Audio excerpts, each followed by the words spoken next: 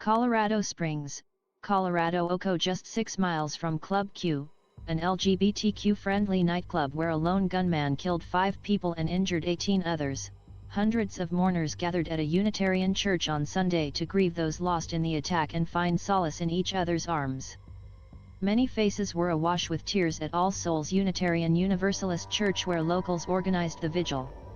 Together, those in attendance remembered the dead and reassured one another as they tried to make sense of this attack in a part of Colorado where they said it has become more difficult to be an open member of the LGBTQ community. Outside the vigil, Cheyenne Dabney, 23, a black bisexual woman, said the heartbreaking and egregious shooting had left an indescribable sadness in the pit of her stomach. What is most disturbing to me is that Colorado Springs is always on the list for nicest places to live, but when you live in the city it becomes evident very quickly that is only the case for a very specific demographic, she said. Matthew Haynes, an owner of Club Q, said at the vigil that he opened the club 20 years ago when we didn't have a lot of rights and we needed places to have a community. It was a retreat in those darker days, he said.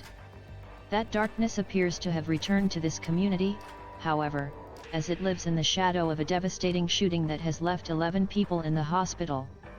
Never would we think this level of hate, Haynes said of the shooting.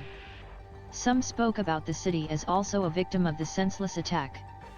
Brandon Floyd, 28, who does not identify as LGBTQ, said he attended the vigil to pay his respects and show his support to the community deeply wounded by the gunman.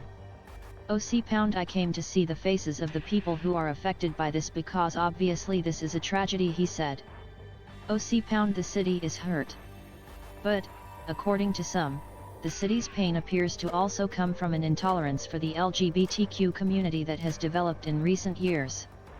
As he further reflected, Haynes said that growing hatred for LGBTQ people and the prevalence of high-powered guns had created a powder keg in this area of the country. With the holidays coming up, he said it made the situation so much worse. Family members want to be with their family members, he said. Colorado Governor Jared Polis, an openly gay man, speaking virtually at the vigil because he tested positive for COVID, called the attack devastating.